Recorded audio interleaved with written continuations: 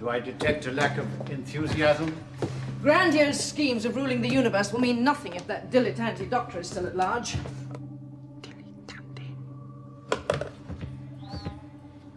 Dratted man.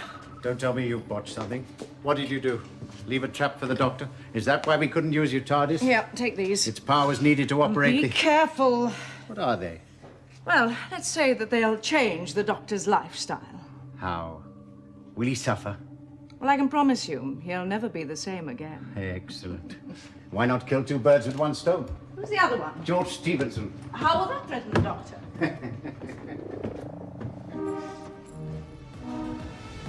How indeed?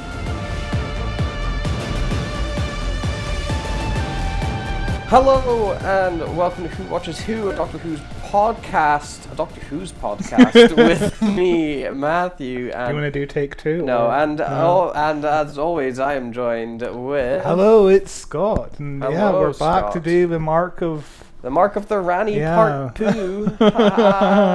It's terrible. It's such a shit serial. I did not enjoy this story at all. and it's the best Rani episode as well. So you claim, but I've not seen the other one. Yeah, we covered Dimensions in Time. I was going to and say we've Dimensions covered, in Time is pretty excellent. I think that's probably the best Rani story. Dimensions in Time made less sense in this episode, at least. Sure, but Dimensions in Time. It's 17 minutes, so it's more of Time a was entertaining. It's like a brisk walk through the woods. Where you step on a landmine and become a tree. Creative, at least. Yeah. And of course we have the Reality War and Wish World. I got that backwards, but you know what I mean. There's another Rani episode in the next season of Doctor Who, isn't there? In 23. There's a Time of the Rani, something. Time of Rani. That's the first Sylvester McCoy episode in season 24. 24, right. Yes, we were going to bring back the Rani the next season 23, but that's Trial of the Time Lord. it got, the famous way the season was being produced, but then the series went on hiatus. We had less episodes, and we decided to do Trial of the Time Lord instead. So we kept Rani's TARDIS and then destroyed it the next year because we weren't going to use it. The best part of this episode, Rani's TARDIS. Sure, yeah. Fantastic. Yeah, I liked her and the Master teaming up. They had some fun, villainous, two villainous characters teaming up is always an interesting character dynamic. Van bickering is fun. Yeah, that's the word I was looking for, bickering. It doesn't get overplayed, I don't think. It's just the right amount. It's fun to watch. We have good chemistry, which is probably the best part of the episode, the chemistry between them two. Yeah. There was a little moment with Colin Baker, which we'll get to it when we get to it in the scene. In the woods with the Master, where he goes to punch him, and I was like, you guys are gonna kiss. But yeah, of course, we didn't do the writers or the directors last week. So we're going to cover them just a little bit. Ooh. So we have Pip and Jane Baker, one of the few female writers in Classic Who. Jane Baker. What's with Baker and Doctor Who? I know, yeah. We have 4 Bakers at least. Colin, Tom, Jane, and Pip. Yeah, insane. This is the last name that gets you on the show. And that's not a name. That's and not they're a not last related. name I hear of. And none of them are related. No. I mean, 2 of them are married. So. Sure, okay, but not blood related. No, thank God. But yeah, the couple met in the 50s when Pip was a publicist for the Labour Party and Jane was a secretary for the local Labour candidate in London. So I wonder what their political leanings are. I wonder. Of course, they bonded over a mutual love of writing and began selling scripts and books. They got rid of their day jobs and just lived the dream, essentially. Damn. Imagine being able to do that. Just be like, fuck it, let's just sell books and then do it. Imagine just falling madly in love with someone and just being let's just write together for the rest of our lives. Yeah. It's like, okay, jeez. They had a good reputation in the industry as rapid screenwriters and editors. They were both in the Writers Guild. Their careers began in the late 50s. They wrote a ton of scripts and books. They even had a successful educational word game, which I could find nothing about. Okay, not that successful. I mean, they were, I guess it was successful in the 60s, but just forgotten about. Nothing in the 60s was ever preserved. People just threw shit away.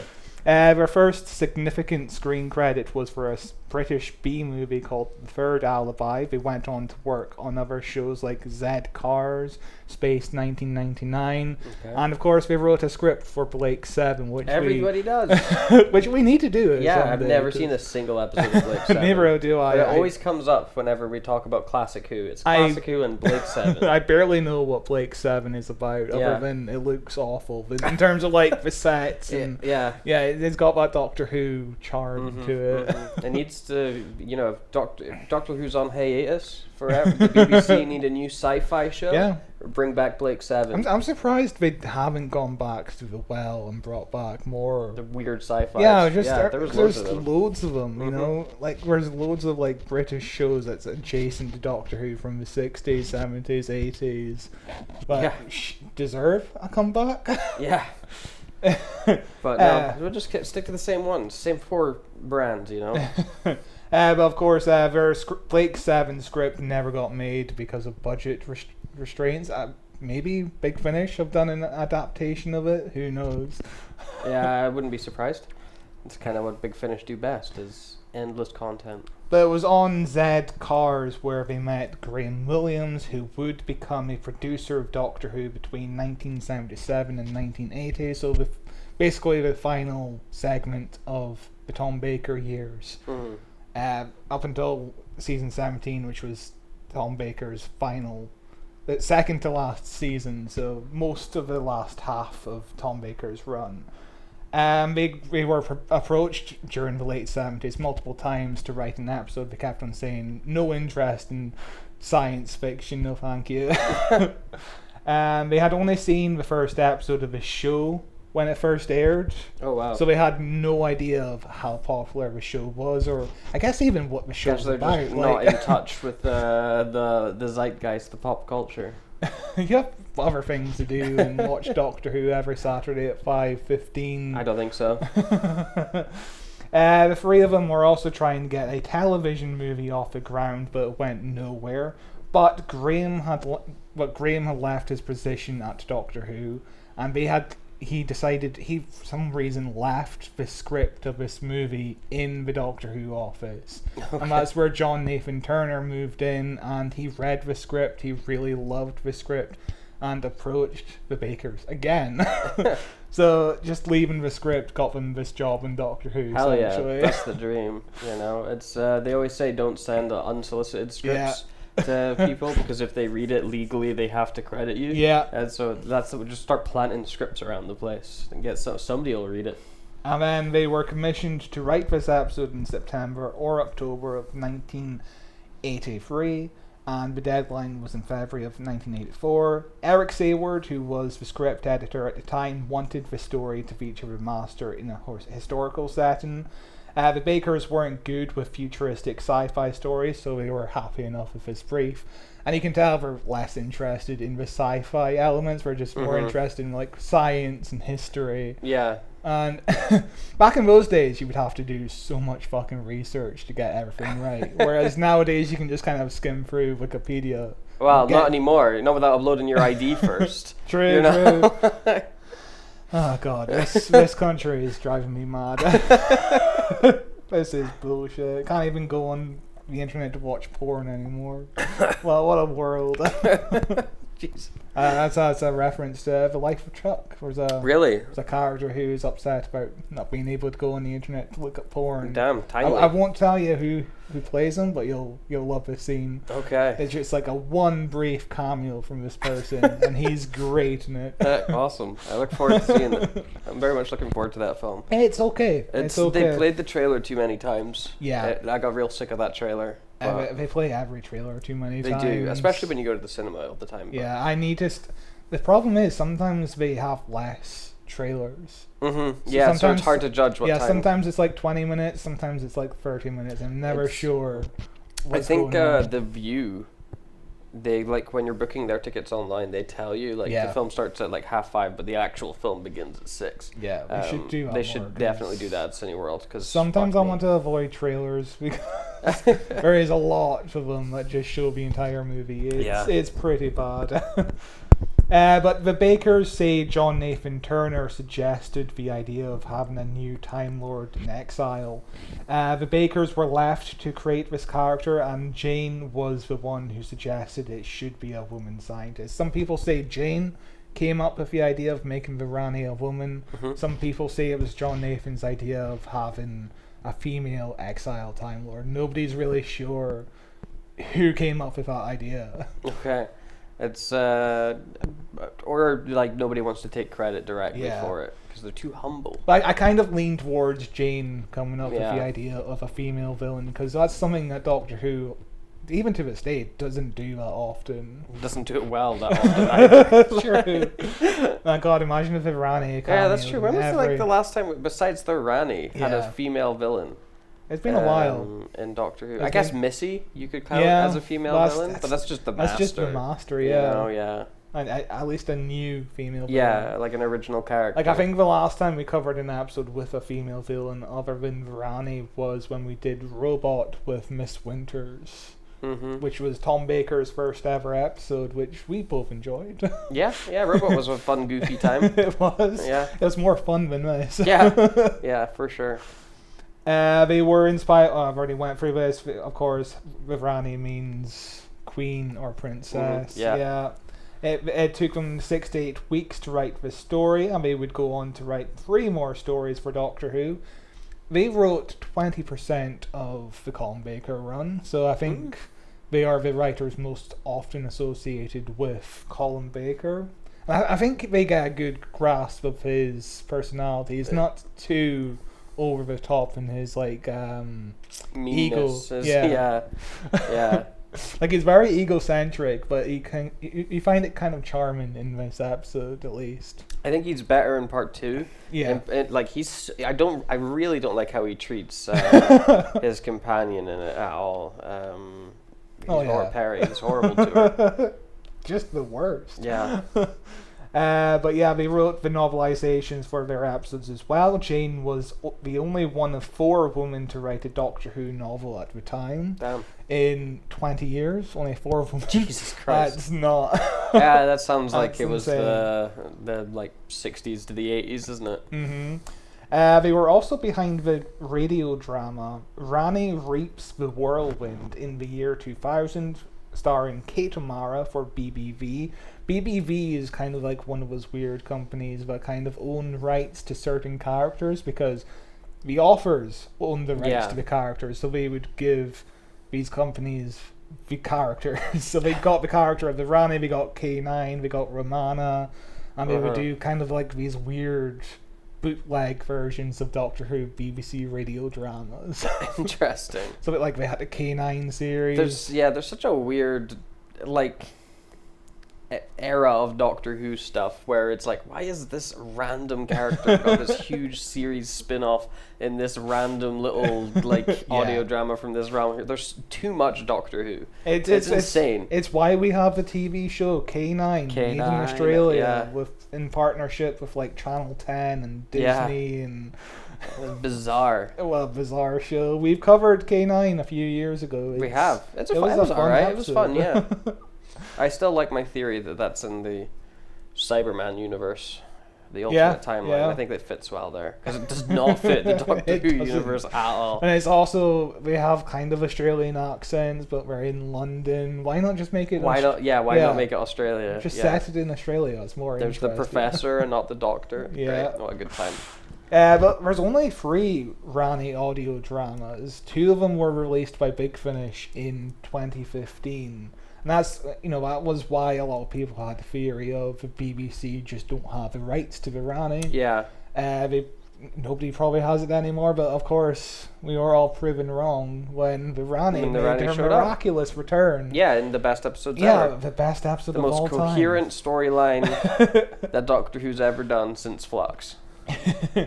In the late 90s, the Bakers also created a kids show called What on Earth, which is a teenage show about aliens and shit. But Google is so bad. There's an actress on What on Earth called Jessica Simpson.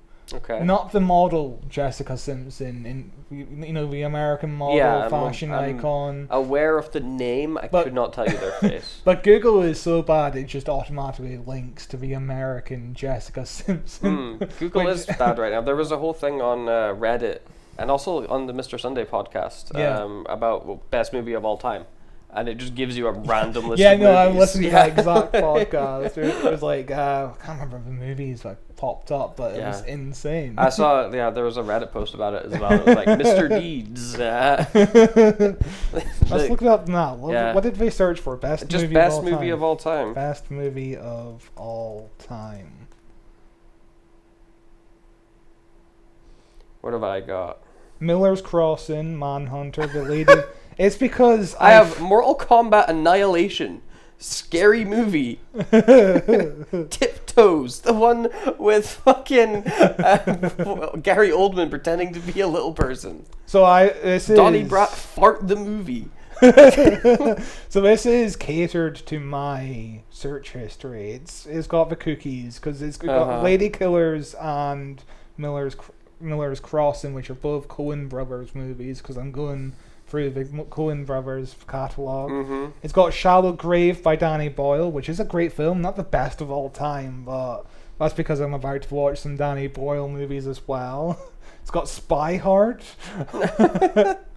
Fart the movie, Wild at Heart, sure. Wild at Heart's good. I haven't seen Wild at Heart, but I'll take Annie Lynch, Jacob's Ladder, Empire of the Sun, Lost Highway, Talk to Me, which is a 1996 drama. Not the new Talk to Me, which is a pretty decent horror film. Fatal Instinct. It's just fucked. The Fisher King, Scary Movie, King of New York, Fargo, again the Coen Brothers. It's just terrible. Yeah, Google is Google Barton was good. Fink, again Coen Brothers. Remember when I never Google things anymore. No, it's not what I do. What I go direct to the website. If I'm searching something, I don't. Okay. When was the last time I searched anything? Chat GPT it. Yeah, okay, that's fair enough. Chat GPT is probably better than Google is now. Yeah, I mean they both are just riddled. Chat GPT is just AI, but Google is just AI now as well. Yeah, everything is just AI. But yeah, they were both married for about probably 50 to 60 years, which is a good run. Jane died at the age of 89 in 2014, and Pip died at the age of 91 in 2020. Damn. Good runs. Good lives, long lives. Again, we got another female behind the scenes here. Another female, another woman behind the scenes here. One of those females on Doctor Who. I don't know why I said that, forgive me. But we have Sarah Helens, who is new to Doctor Who at this point, and I think she only did one episode, these 2 parts, which she does the best she can. Mm-hmm. She does a good job directing it. She had been trained as a film editor at the BBC. She went on to do 6 to 7 years at Blue Peter, where she did documentary shorts. She then got promoted to Blue Peter's special assignments program and got to do stuff like go to Brazil for like half a year. Damn. Which sounds like a dream. Yeah. And then she made her leap to freelance directing, wound up working on shows like, stop me if you've heard of these shows. Okay. Angels and Juliet Bravo. No, I've not heard of those shows. Angels just makes me think of Angel. Yeah, spin-off from Buffy. Yeah, and then Juliet Bravo just makes me think of Johnny Bravo. That's the only J Bravo I know. Yeah. I think that's probably a different show. I'm probably vastly different. I would imagine. In late November 1983, just after the show's 20th anniversary, she went to John Nathan Turner asking if she could direct a historical Doctor Who. About a month later, John Nathan Turner hired her because he had seen her work on Angels. So again, quite simple to get a job. You just walk up to the office, say, "I would like a job." Yeah. And he's like, "I've seen you. I've seen your work. Yeah. You did good. Let's hire you." Yeah. Easy. Those were the days. I think. I don't know. I wasn't alive. But she says when she read the script, every time I turned a page, I found my eyes coming out further from my head. I think it's a lot to do with the on-location filming, the special effects needed, especially for this episode, which are fine. Yeah. But yeah, just imagining trying to shoot this script nowadays would be easy, you know?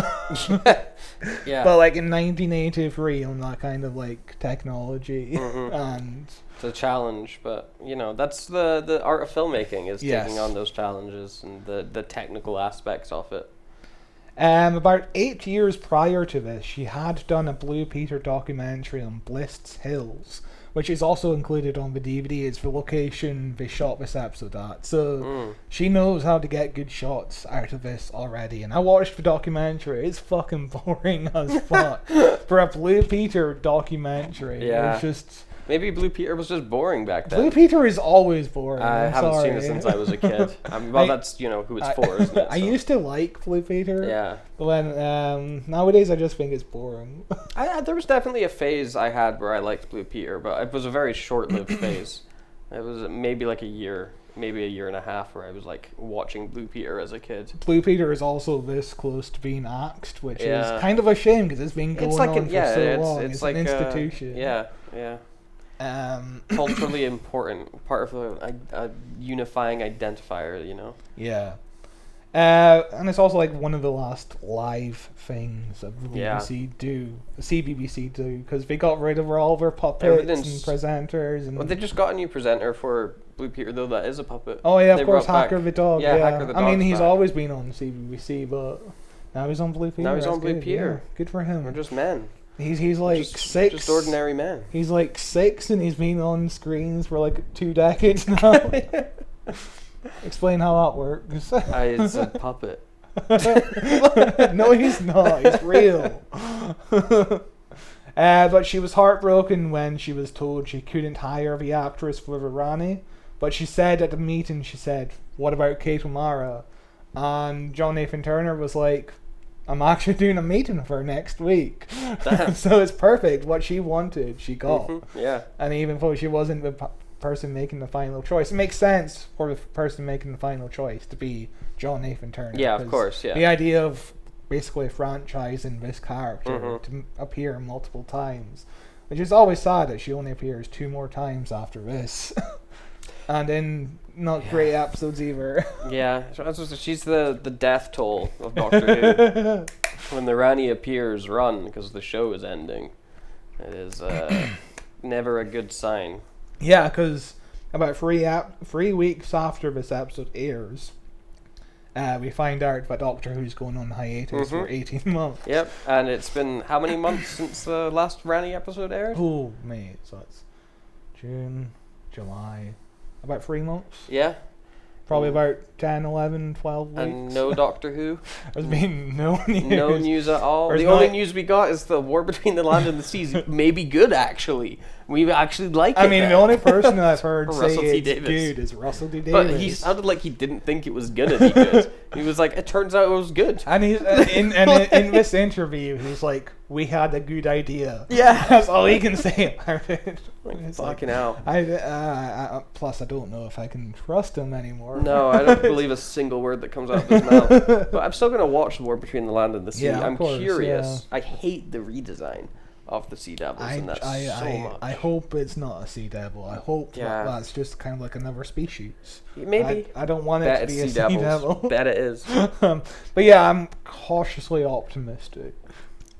Yeah. Especially after episode 4 of the season, which was written by the co-creator of this show. So, fingers crossed. She said Kate O'Mara was perfect for the role because she's powerful, glamorous, sexy individual. I think that was power and sexiness that made it. It's not vulgar sexiness, but she has wonderful, beautiful bones. She looks like she could have been made on another planet.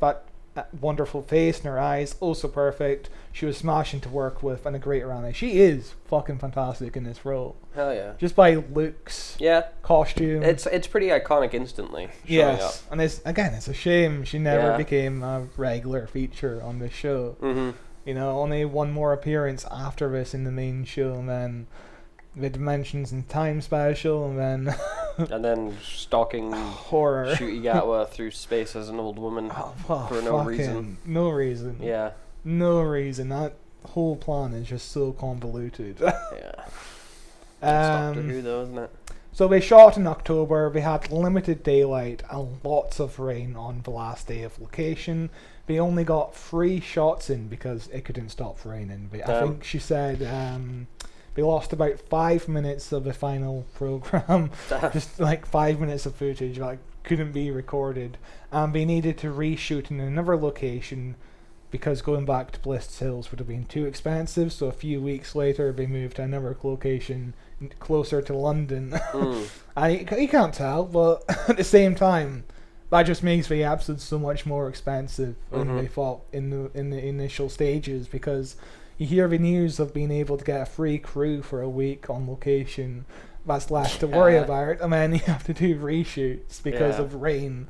And especially during these days where if it's hard rain, there's no way of getting it out of the audio.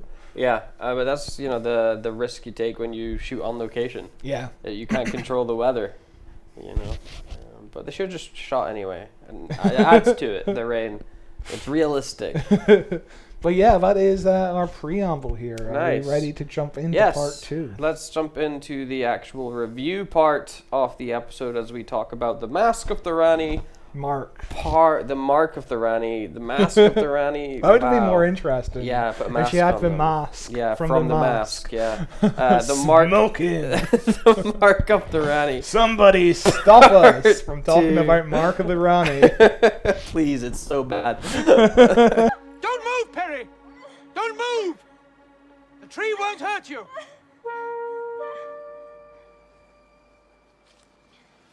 Now perhaps you'll accept there are more things in heaven and earth than are ever dreamed of in your barren philosophy. And perhaps you'll accept that you face a dilemma. More of an impasse? Wrong on both counts.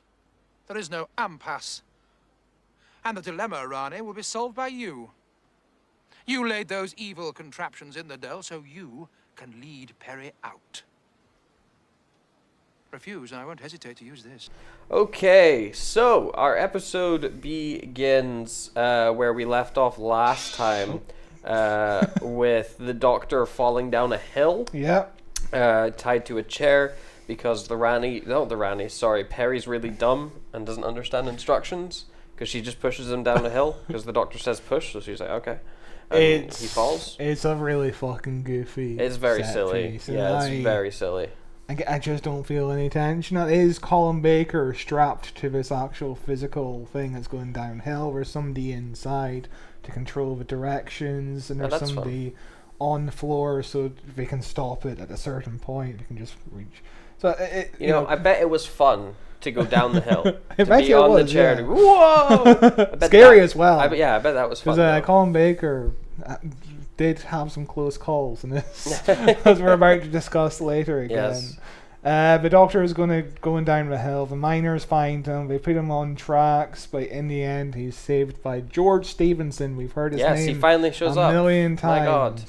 The best character in Doctor Who, George Stevenson. I hated his accent.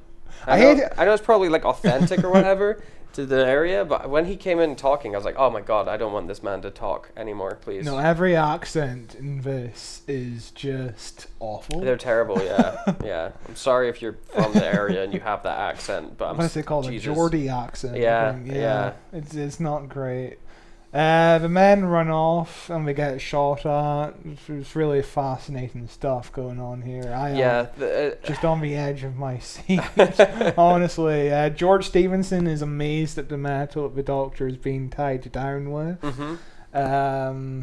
So much so that he doesn't yell at the Doctor out immediately. He's like, "These are cool." Nice. I really like your restrained Doctor. Let's do some kissy. But yeah, I wrote here, Perry, the Doctor, and Stevenson run away from the miners again.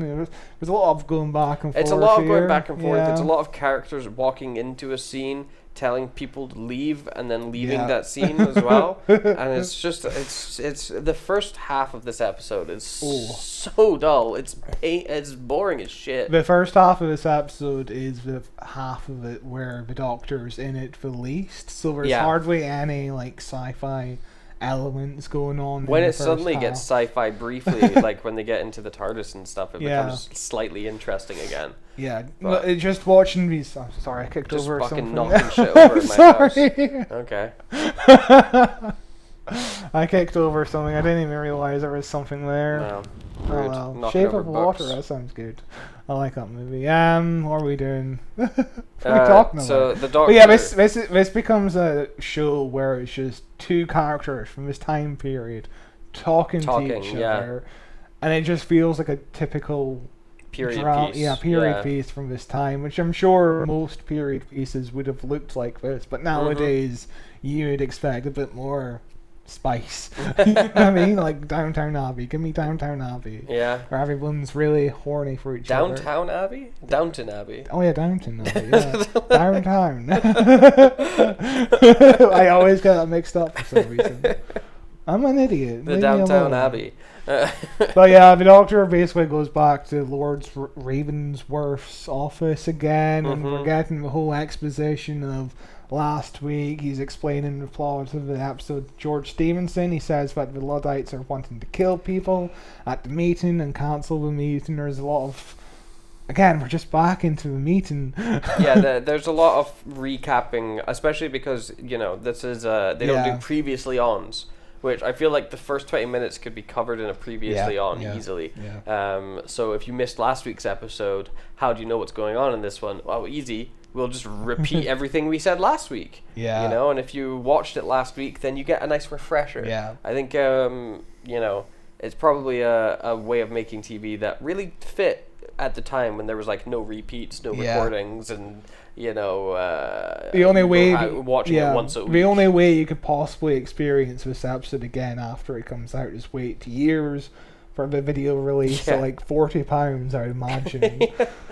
Which is insanely high. That is very expensive. Because I sometimes see adverts in like old Doctor Who magazines of like, you can get this video for £30. Nowadays I can buy the entire season on Blu-ray for £55. And that's in today's money, you know? That's adjusted for inflation. Yeah, it's insanely expensive. But like I get why it's structured the way it is structured, but it is one of those things that from our modern eye it makes rewatching it difficult because you're like, holy fuck, we're just gaining no ground here. Yeah, we find out that Perry wants to leave again. We find that out multiple times during the episode. She's very scared most of the time. Luke Ward comes over and says that his dad has the mark of the Rani. He doesn't use those words because he doesn't know what the Rani is, but you know what I'm saying. The Doctor warns him not to interact with his dad, and then the scene basically just kind of ends. But the Doctor kind of caring for Luke in this moment makes you kind of pivot towards Luke as a central character, because he is one of the main thrusts of this episode. He's the guy who's trying to keep George Stevenson in this room. Yeah, I find really him fascinating. So dull. So whenever it cuts to away from the Doctor, the Master, and the Rani in this episode, I was like just not paying attention. Yeah, it just did not grasp me at all. No, this is where the Master winds up following Luke into a barn to hypnotize him, but he uses his like a fob watch. He uses like a swinging fob watch instead of just looking at the with guy. His eyes, which is what he normally does. Which is what he normally does, but the Master hasn't been depicted as being a hypnotist since the Roger Delgado days. Okay. So this is like a decade before this episode aired. And back in those days, you didn't have fucking Wikipedia to look at, so some information about the very show you're fucking making would be hard to access. You could forget the fact that, you know, the Master could hypnotize people with her eyes. This is why you create like show Bibles. Yeah. But Doctor Who kind of famously doesn't really have a show Bible, does it? Outside of the basic, this is about a guy who travels in time. Yeah, with the TARDIS, yeah. But yeah, we get a decent shot, you know, of the eye here. Like that's like a really good, sharp shot. I don't know what else to say. It feels... The cinematography in this episode, the same as last episode, I thought it was really good. Yeah, they shot here. The extreme close up of the eye. It's surprisingly good. Yeah, it's decent. It's a decent looking effect on the eye as well, with the like full eyeball. I mean, it's just like a blue light over the iris, but it looks good. But yeah, we basically get Luke eats maggot and his eyes glow. Master tells Luke not to cancel the meeting and to destroy people who want the meeting to go on, and destroy rather than kill, because this is 5:15. You can't be too violent, even though this episode is kind of classic Doctor Who is always violent. There's always guns and people being beat up and killed and murdered, and it's a very violent show. The music in this episode makes me feel sleepy. I don't know about you. It's just really. Maybe that's why I wasn't holding my attention, because I was just falling asleep. No, I had to pause this episode at least 6 times when I was first watching it. I just could not pay attention. Yeah, I really struggled to pay attention. I watched it this morning with breakfast, and it helped me for the first 20 minutes. Actually, surprisingly, went by pretty quickly. Yeah. And then after that, I was like, okay, this is all the 40-minute episodes in Classic Who. Oh boy. It's rough because the pacing still stays slow as fuck. Yeah. And when you're watching 2 episodes in a row, essentially, it's a bit too much. 25-minute pace is easier. Yeah. But we cut back to the Doctor and George Stevenson hanging out, just kind of nerding out over the rocket, which is George Stevenson's steam-powered train. I fucking love the fact that the Doctor's a scientist. He's getting science. Involved in it. He's tinkering around with them. They're looking at blueprints and shit. I love the fact that the Doctor's impressed with primitive science compared to what he's used to on Gallifrey. Gallifrey is so advanced compared to humans, but he's still so impressed about science, just on the basic fundamentals. Remember when the Doctor was a scientist? Yeah. When was the last time he did a sciencey? Jodie Whittaker making her. Making. I can't remember if Shooty did anything sciencey. The Vindicator, I guess is a sciencey tool. It's just a machine gun. As more of a MacGuffin. The fucking Vindicator. Yeah. Rani wanted it so bad she spent 2 years just stalking. Don't worry about it. It's so useful in terms of making a wish baby. Yeah, don't worry about it. Don't worry about it. Don't worry about it. The miners watch the Doctor and Perry leave this building. Again, some more nice shots of the river and stuff like that. Decent. A big log flies at the Doctor, and the Doctor just kind of jumps up in the air and disappears like magic. He does. Yeah, he just jumps. And then one of them have Perry, but a guard saves the day. The Doctor comes back, and Perry is confused, and she's like, Where did you go? Where the fuck did you go? Because he jumped up in the air and he vanished. Yeah. And the Doctor's like, you have to use your peripheral. Parry. Yeah. Peripheral vision. Yeah. Peripheral. I'm never a huge fan of when the Doctor whaps out a superpower. No. Like Jodie using sonic speed. In Flux, the Doctor jumping super high here. I'm sure there's been other instances of it. I mean, in Remembrance of the Daleks, when they're driving around in this van. Yeah, they swap seats. Yeah, Ace is getting lost, and the Doctor's like, I'll drive. And then suddenly they just swap, and she's like, what the fuck happened? I love it when it's for comedic purposes like that, where we have to get the plot moving. Ace is a bad driver. Let's just have the Doctor and let them swap. It works out well, I like it in funny rare moment. occasion. It's goofy for sure, but the Doctor what's the purpose of it in this scene? He just jumps. He doesn't come back to save him. No. And then Perry's upset. Yeah. As she spends the entire episode upset. She has a rough time in this episode. She does nothing for the episode. That's classic, so sad. The classic companion.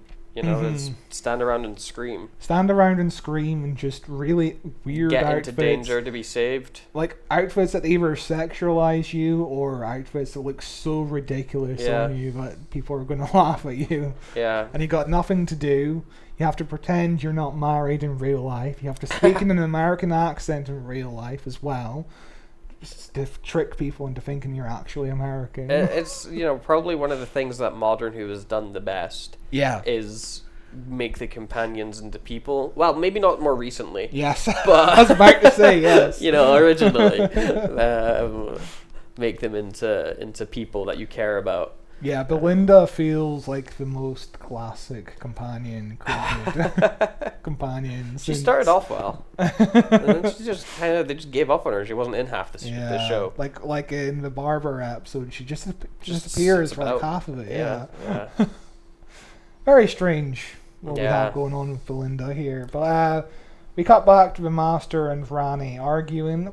A lot of arguing in this episode. Yeah, a lot of bickering. We're basically getting a recap of what they've been up to last week. The Master's like, don't leave because I still have your brain fluid, and stay with me and we can control these scientists. This planet is going to become a beacon of blah blah blah. It's the same thing we had last week, which is again is fine, but speed up a bit. You have to speed up a bit. Yeah. Get it over and done with in like 1 or 2 lines. But the issue that they have is they don't have enough plot to last 3 No. minutes. Get to the tree stuff sooner. Yeah. Get to the tree stuff within like 10 minutes of this episode. Yeah. But then you have nothing to do with the trees. Yeah, then they don't do anything with it. You get a fun little idea. Yeah. But they don't explore the ideas, the thing, Like, why is she? I don't know. Yeah. Or the trees are sentient still. They're not just like they can move. It's Lord of the Rings, my dude. Yeah, they're Ents. The Master says Rani can come back to Earth anytime for brain fluid if she helps him take over. Then Rani kills 2 of her drones. The Master looks at her neck and says, "The mark of the Rani." He did the same thing last week in the same tone of voice. Yeah, in the caves. And he's just as surprised now to see the mark of the Rani. The mark of the Rani's here. What the fuck? Oh, somebody's at my door.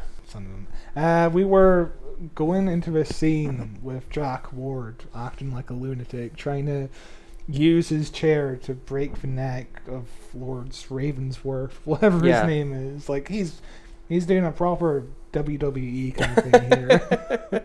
Yeah, hit him over the head with a chair. Yeah. Again, I'm just not. I don't care about it at all. Not one bit. I don't fucking care about anything that's going on. No, I just go. My eyes glaze over. They spend so long in this episode saying, "Oh, the meeting must continue," or other people going, "The meeting must not continue." It's like the big central drama. Yeah, of this episode. It's miserable. It's so dull. It's just so painfully I have dull. my notes here. Boring period drama shit.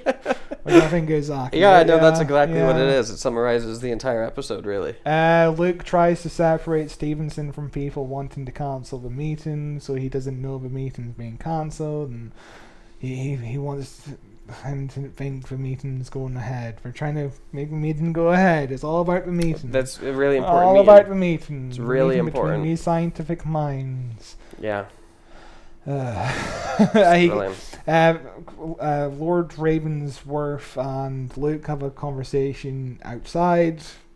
Luke considers killing Lord Ravensworth, but decides against it because I guess the conditioning doesn't work on him because he's a good character. He's a nice man. Yeah, it doesn't work on him quite as much as it does on other people.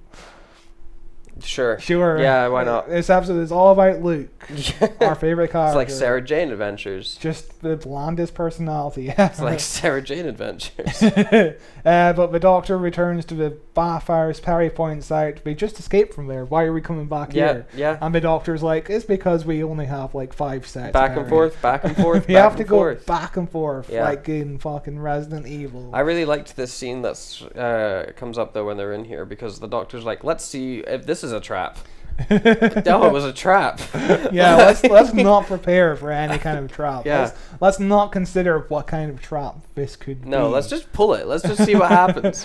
But before that, the Doctor and Perry find the dead bodies. We discuss how amoral the Rani is again, because we need to get her home. She's amoral. She doesn't care. She's going to say that again and later on in the episode when Luke turns into a tree, but we have to really hammer it home at this point of the episode for some reason. Again, we look at the volcano painting thing, which is a good set piece. That's like a good painting. That's a nice looking painting. Yeah, it's a nice effect when the when the ignition goes Yeah, off. they pull the thing because the Doctor's just curious, I guess, and he wants to kill Perry. But they breathe in so much of this mustard Yeah, gas. they're so fucked. At least Perry's fucked, you know.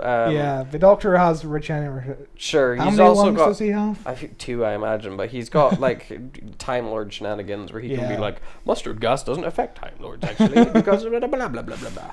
But on the set of this episode, the smoke was so thick that Colin and Nicola couldn't see each other. So when Perry is throwing the Doctor the gas mask, the first time she misses Colin Baker and Colin Baker can't find it. The second take, she throws it again and the fucking prop breaks. Oh my god. So they have to stop the production, try and get the prop fixed, and then do a third take where she finally is able to throw it in the right direction at Colin Baker, and it stays intact. And we have to do this because it's the final scene we decided to shoot on this day, which is mental. You don't do your special big effects scene at the end because anything could go wrong. Why would you do that at the end? But we had to do this before 10 o'clock because otherwise the lights would turn off. Yep, of course. Because that's the BBC union at the rules. time. It just goes go home. It's a 9 to 5 or like a 9 to 10. You can't stay 1 minute past. That's insane. Yeah.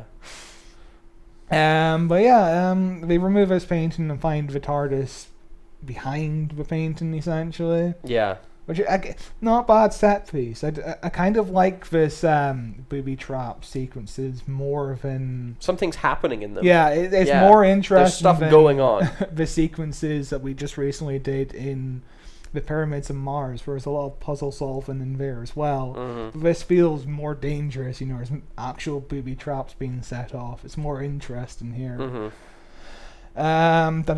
Perry's only contribution is to say what she sees and is to be scared. She says, that's the key to the TARDIS, because the Doctor takes out his TARDIS key and just somehow uses it on... No, that's not how keys work. Unless I missed a part of the episode earlier where he found this keys in the woods somewhere. So I can't remember. I don't think so. I don't think there's a bit where the Rani's dropped her keys. Because she gets into the TARDIS fine. Yeah. It's just, I guess TARDIS keys are universal. Yeah, just like door keys, Yeah, they all work on every single door. That's how they work. How many combinations could there possibly be? But she's scared to go inside the TARDIS because she's like, but what if the Rani's in there? Yeah. She just spends the entire episode just so fucking terrified about everything. Yeah. Again, it's a huge shame because I like Nicola Bryant. She's very funny. She's very good at acting. She just gets nothing to do in any episode we've seen so far. Yeah. We covered like maybe 3 or 4. I think her best episode is The Caves of Androsani, which is a shame. So we're inside Virani's TARDIS here, which is fucking incredible. It's a very nice looking TARDIS. Yeah, it's a pretty cool looking. I always like whenever we see a new TARDIS. Yeah, because it's always fun. Her one is very weird. I'm trying to think of a word to describe it. It's very gothic. It's like, gothic. It's for more sure. of a lab kind of situation going on. You got like all of these various like creatures in jars hanging around. It's kind of like mad scientist, which is I guess the idea of the Rani. Around. I think her TARDIS console is like a Dalek body with the little orbs around it. Like Dalek orbs. Yeah. But it's not a bad looking TARDIS. It looks pretty good. It looks lived in. You can tell that the Rani's actually been in here, and you can pick up. It looks distinct from the Doctor's TARDIS. Yes. It's not just like they've got the Doctor's TARDIS and put red lights on it. Yeah, so that's the problem we have in the Master's TARDIS, because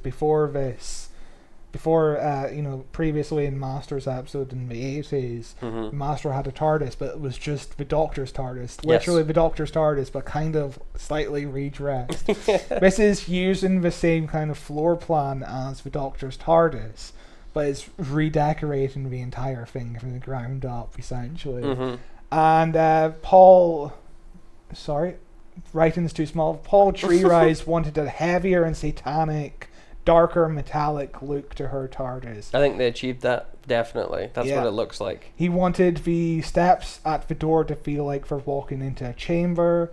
We got a cool gyroscope made by Dave Barton We have a dinosaur fetus. We have shelves. It's nicely decorated. It's probably one of the best TARDISes. It definitely looks. It's cool as fuck. Yeah, it would have been nice to see this type of TARDIS even recreated. Yeah. In Wishworld and whatever the fuck, when we see the Rani again. But does she even have a TARDIS? Does she mention a TARDIS? There is mentions of a TARDIS, but I don't think we see it. My brain it's all gone. Yeah. Yeah, I men in blacked myself. I do not want to think about that episode at all. But Perry gets scared because the TARDIS is about to dematerialize, and the Doctor's like, "Run out of the TARDIS." Then she spends like 5 minutes just separated from the Doctor for no good real reason. There's no good reason. They just didn't want Perry in that scene. Yeah. I don't understand why they're separated so much in this story. Yeah, they get together. They separate for the scene where the Doctor listens in on the Master and the Rani, and then he just immediately goes back to Perry in the next scene. Yeah. But we find out that Rani has a remote control for the TARDIS, and the Doctor is really jealous. There's like a lot of the Doctor just muttering to himself. He's like, I really fucking want the TARDIS. Do you think she'll give me the TARDIS? So the Rani and the Master come into the TARDIS. We don't really have a proper conversation, but we're picking up these mines that we don't know the purpose for yet. We'll find out very soon. Yes. We kind of discuss the idea of changing the Doctor's lifestyle, which I guess the intent is we want to just turn the Doctor into a tree. Yeah. Yeah, it's a very bizarre plan. It is. But not quite as bizarre as I'm going to kidnap this wish baby. And we've passed it. It's fine. I can't stop thinking about the wish babies. But this is where we get more exposition and shit. The fun part of this episode is over for a little bit. Yeah, it gets dull again. It's going into the TARDIS. It's fun. You get a new set to look at. It's a nice set. And we're just back into Dullsville. Yeah, it goes back into being...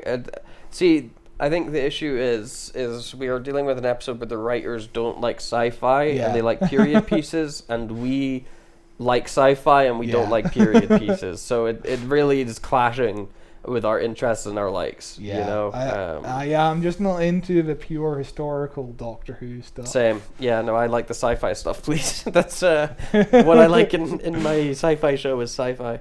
But we cut back and forth. Jack Ward is still freaking out. Ravensworth asks the guard to find the Doctor. The guard finds Perry instead. And he's like, oh, we need the Doctor. He can't have just disappeared. And Perry's like, he just literally did disappear. And again, you're presenting there's a kind of an urgency to find the Doctor here. But the Doctor isn't even gone for more than 5 minutes of the story. There's no urgency. Literally, like, just in the scene next, Yeah, he just comes back immediately to Perry. He's like, what, you thought I'd leave you alone? Why would I do that? So bizarre. There's no tension at all. But the Doctor exits the TARDIS in the mines. Luke Ward tells George Stevenson that Mr. Faraday, another scientist, has been attacked over in Redfern Dell, and they take Stevenson's gun. I think we're caught up at this point. Yeah. A lot has happened. I'm really thrilled to be jumping into the next part. It's so exciting. It's such an exciting episode. Wow. The Doctor finds Perry again, just sitting out in the garden. Yeah.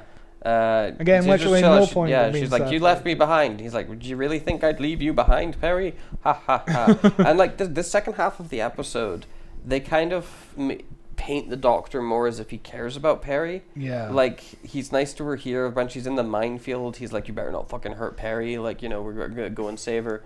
But the rest of this episode at the start, he was awful to her. The Doctor cares about Perry, but it's never expressed on the screen. Yeah. Like, in terms of, like, she's in the room, I'm going to care for her in this moment. Yeah. Whenever she's about, he's like, shut the fuck up, I hate you. And then she's gone, he's like, Perry's the best.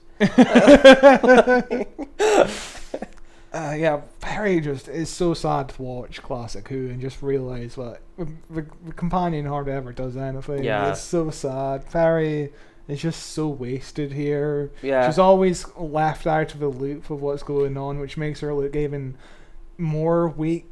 Which is, I think, what they do really good in modern Who, and is like a structure issue with classic Who, is you always have characters giving exposition to each other, and then by the time the Doctor and that get there, we as the audience already know what's going on. So when the companion is like, "What's happening?" the Doctor's just like, "Shut the fuck up," you know. Whereas in modern Who, the companion is our eyes. So when they go into the scene, the companion's like, "What's this?" The Doctor then explains it to the companion and then to us as an audience, which makes way more sense than just telling us outright the exposition and then bringing in our characters into it afterwards. I think that's something that's really started off with Ace, where she feels more central to the storyline. You know, her mother is part of the storyline, her relationship with her absent mother. That's more interesting than anything any other companion got before this. It's wild that they took them 24 to the end seasons, of the show, 25 years almost. Insane. Yeah. How the fuck do you do an entire show and for 25 years you never think of like any family members or any conflicts? It was just a different era, you know. The companion filled a very different purpose of for the dads. Yeah. It was for the dads, pal.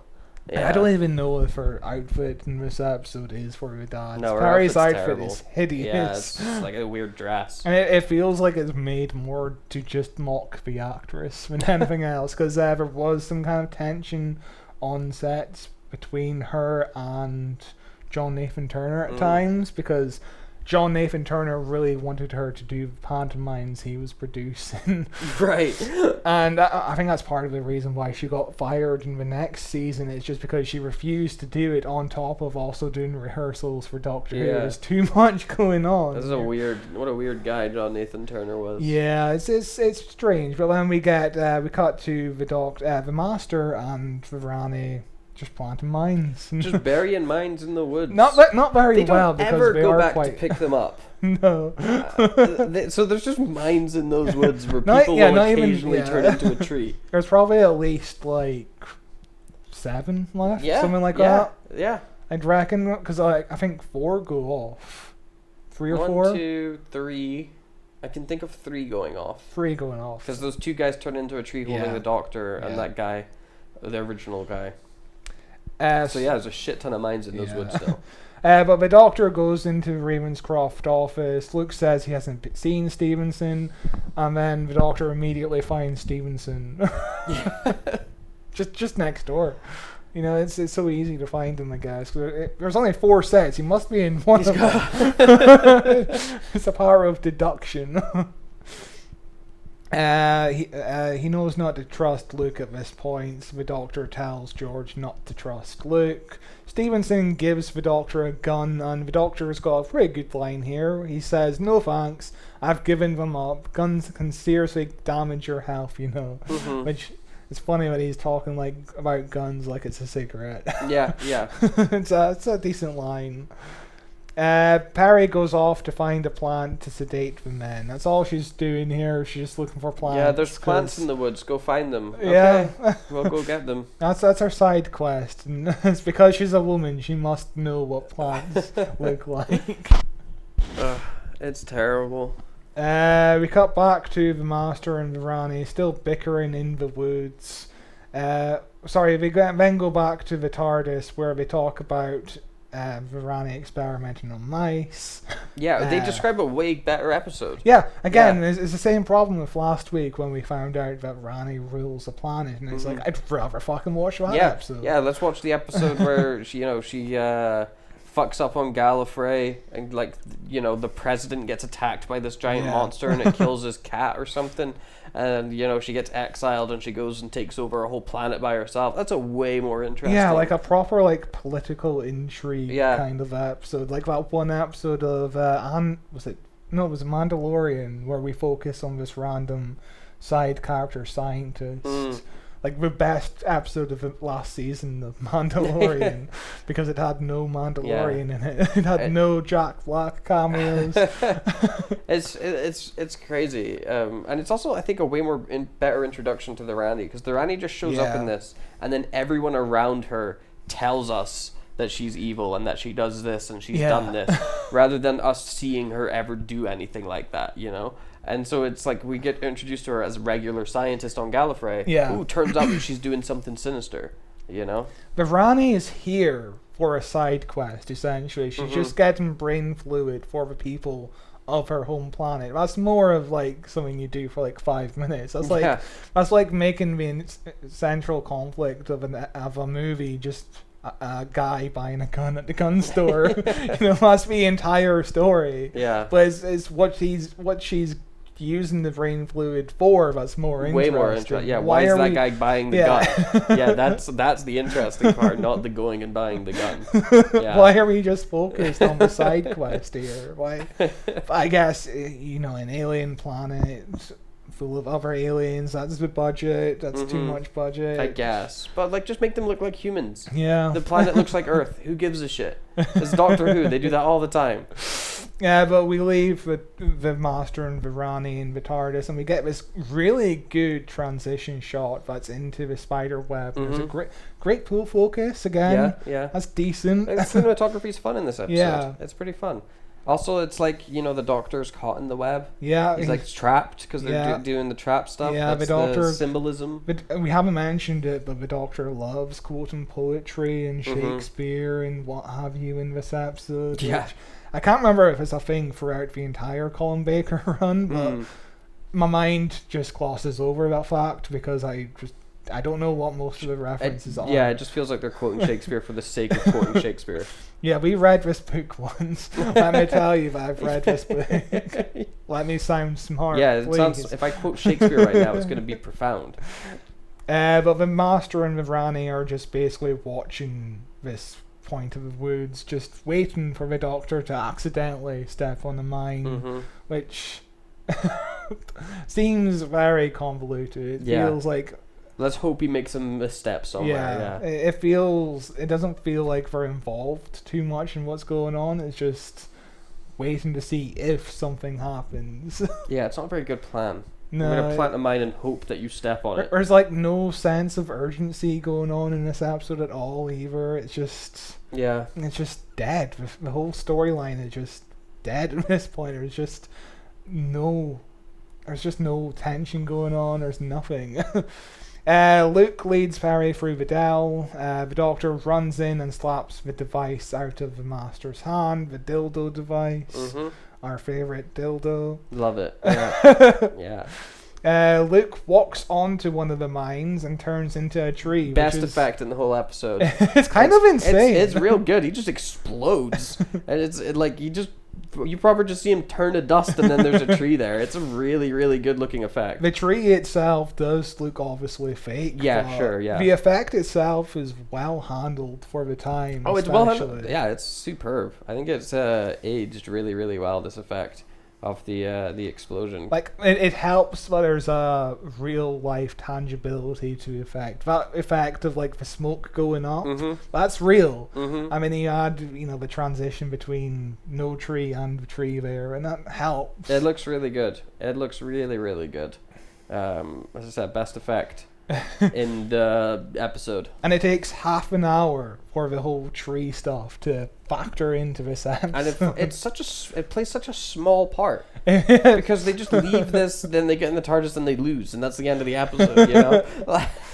Yeah, like the whole tree angle. I completely forgot about the tree angle. I was watching the episode again a few weeks ago, and I'm like, holy shit, that came out of nowhere. Like when the Doctor gets captured by the dudes, it doesn't lead to anything. No. It's just filling out time at that point, Like, it feels like the trees could have come into this story at some point earlier. Like maybe there's a weird tree that kind of moves around weirdly. Yeah. And we're like, oh, what's that tree moving around weirdly for? What's going on? And then we find out it's connected to the mine. No, there's no way. You could, like a lot of classic Who, I think you could restructure and rewrite some parts to make it fit in a more modern lens better. Yeah. But yeah, there's a lot of padding. This episode could have really been easily written as a 45-minute episode. Yeah, it's like one episode. Yeah.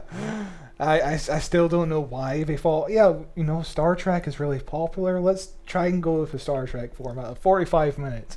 Are we going to do anything to make the tone quicker like Star Yeah. Trek? No. Yeah, that's the thing. They're doing the Star Trek 45 minutes, but Star Trek is episodic. Yes. Every episode is a But standalone again, story. the BBC wouldn't be able to do Doctor Who episodic Yeah. as well. It's that's partly why we still have two-parters to this day. It's like It's dumb. it is dumb, but that's life. Yeah. Life Is dumb. Yeah. Rani is basically making the claim that he's better off this way because now he's going to live 4 times longer. Yeah. He's better off as a tree. That's a good bit of writing. You for get to Rani. know who the Rani is without people just telling you that she's amoral. You get to see it. Yeah. Yeah. But did you know if she's amoral? Oh, yeah, It's hardly she's- ever yeah. mentioned in the episode. Of course, yeah.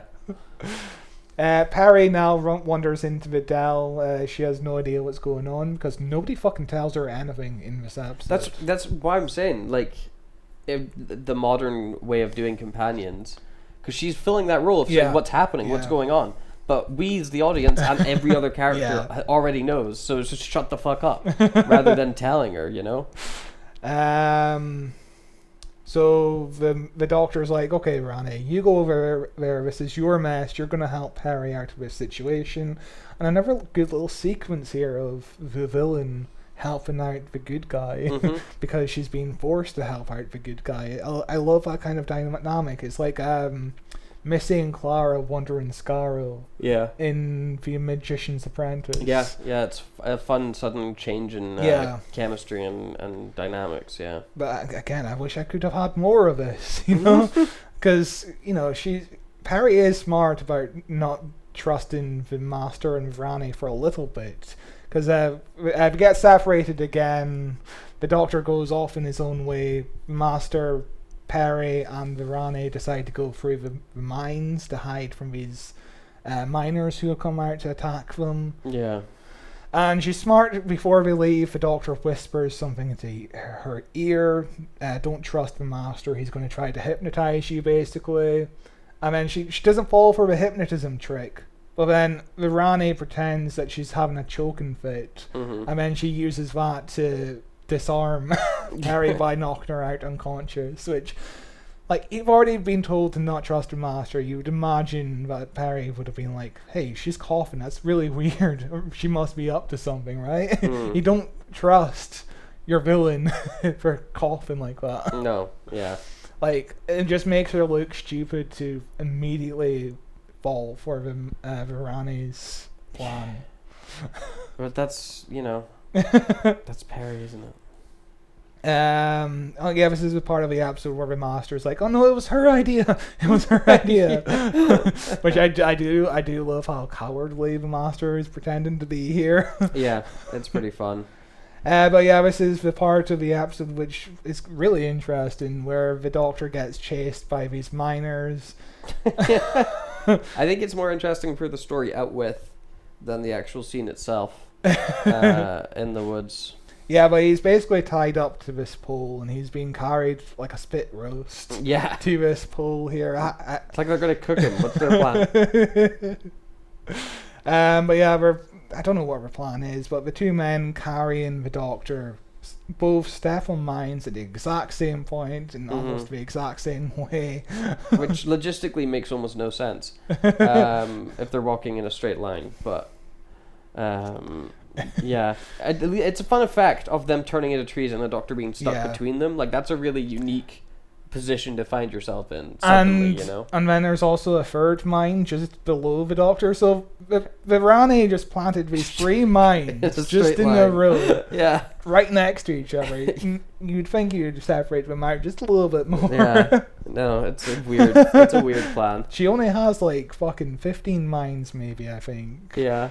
And then she puts 3 of them just right next to each other in this dell. It's dumb. It's really dumb. But yeah, the Doctor is now trapped between these 2 trees that used to be humans. This is a point of the filming where Colin Baker goes through some weird stuff. So this is a quote from Colin Baker that I'm going to read out. I hope I do him justice. I'm sure you will.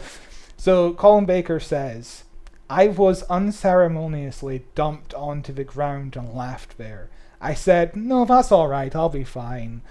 I was kind of joking, really, because I thought someone would say, we can't just leave you there like that. But no, they did leave me there like that. And of course, real people intervened. A couple with a dog walking through the woods. Dog comes up and sniffs me as if I'm a tree, and I said, I'd rather you didn't. Fortunately, it didn't. So he avoids Getting more. Pissed on. He more avoids shit on more his face. shit on his face. The couple come up to me and chatted to me. I thought, I'll let them bring it up first. So I didn't explain why I was there. I said, nice dog, and they said, yeah, nice day, thanks, bye. And off they roamed, just never mentioned the fact that I was Just chatting tied with a guy up to this tied up in the pillow. woods. They didn't bring it up. Yeah.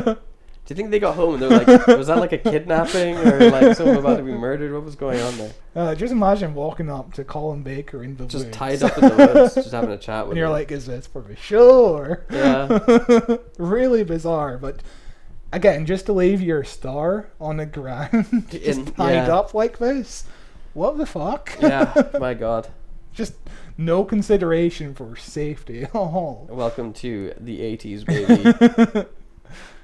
Yeah, but the crew were apparently like 400 yards away because they were going back and forth with equipment and shit like that. So they weren't there for just leaving Colin Baker on the ground like that. Insane. Yeah. But the Master and Rani bicker again, and the Master's like, if I just run away, that means he wins, because I look like a fucking coward. And the Doctor will come back for Perry, and Rani's like, oh, I calculated the odds, because she's a scientist. Yes, you know? yes. Did you realize she was a According to my scientist? calculations. The Doctor immediately finds Perry again, because he very easily finds Perry. You know? Yeah, they just like he's got a tracker on her or something. You know?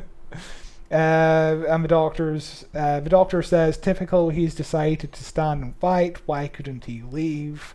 Perry is upset because she doesn't know what's happening. She just gets told.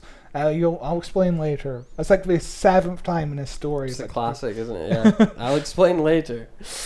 I do want, because imagine being a companion and not even knowing what the fuck is going on, and you're just like, I have no idea how any of these plot lines strand together.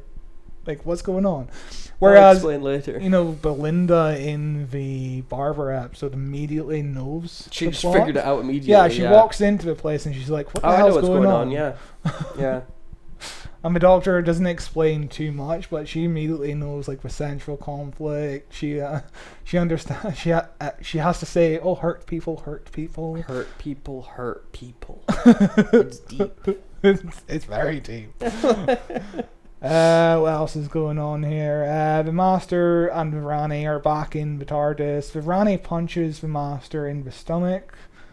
It would be better if it was in the balls. Go for it. Go for You got where one it chance. really hurts. You got you one know? chance. Do it. Their speed is increasing. The Doctor reveals he made an adjustment to the navigational system and velocity regulator, and now we're being flung to the outer reaches of the universe where time Yes. is speeding up. Like, Yeah. sure. Do you think they're gonna, if they reach the edge of the universe where nothing is, do you think they're gonna have their own wild blue yonder moment? Oh God. Again, we don't find out how they escape from here, but They like just that. escaped. I like that. Yeah, you don't need to know how. The TARDIS keeps stretching, like that episode of Futurama where the universe is in the box. Fry sits on the box. Ah, so and incredible. the universe. God, I love Futurama, man. I can't wait. I'm gonna rewatch that show soon. Have you seen the new season? No, I haven't. It's not great. It's not great. I'm gonna rewatch it. I just need to finish The Simpsons. I'm almost done. You're almost done. You're like halfway through. I'm You're more on than season halfway 20. now. I'm on season 21. That's still a lot of episodes. I have a lot of episodes to go. Yeah, there's like 34 seasons or something. But I've watched a lot of episodes. What is season 21? Season 21. What episode are we on? Of Grey's Anatomy. One Piece. You just search season 21. You just think Google's gonna know what you mean. Wonder why it's not working. Yeah, you're still on 2009. Yeah. 442 episodes you've watched so far, at least. Hell yeah. And in real life, we are on episode 790. So that's like about 300, 250. Yeah. That's easy. And also we're doing less episodes nowadays, so maybe you'll catch up. I'll get there eventually. It's been like what, a year, 2 years I've been watching The Simpsons. It's getting really good for you now. You're on season 21, the best season. I really miss when the show had jokes in it. It used to be that The Simpsons had jokes. Now there's like no jokes. Yeah, I was watching some of the newer. I think you were on season 19 at the time. Because we both recorded an episode and you were watching The Simpsons and I hung around for a bit. Yeah. And we watched like 2 episodes. It was all right. Yeah, it was like there was like still some good moments in there. Yeah, there was like I laugh every 4 minutes. Yeah, but it used to be like I was laughing every single scene. And it used to be a laugh 4 times a minute. Yeah. Now it's like you get like a chuckle. Yeah. You were like, oh yeah, that's a clever joke. We should do a Simpsons podcast. That'd be fun. Yeah, there's not enough of those. Yeah. We should do more long-running shows with like over 900 episodes. Yeah.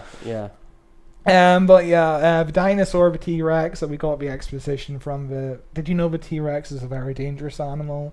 That's what we got from Colin Baker. I've never heard of a T-Rex before. The T-Rex breaks out of the container it's in. It's only in like a glass jar really. Yeah. Just a very cheap, no lid on top either. No lid, and it falls onto the ground and breaks. And now the dinosaur is growing, I guess.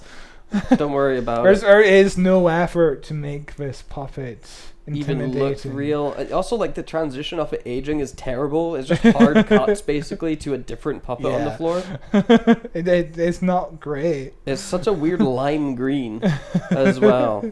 Yeah, it just looks like a fucking plastic puppet. It looks like a toy, but the dinosaur roar sound effect is a repurposed sound effect of the ravenous bug blaster beast of Trowel from the original radio version of Hitchhiker's Guide to the Galaxy. So it's a fun little connection there. Yeah. That's basically where we leave the episode. The Doctor and Perry go off on the TARDIS, but the fucking Lord Ravensworth and George Stevenson have both found it took 40 men to get it out of the hole, apparently. Yeah. But they found it. It's in one piece, and it's the TARDIS. Now let's just leave the story. Yeah. And it sucks. It's a terrible episode.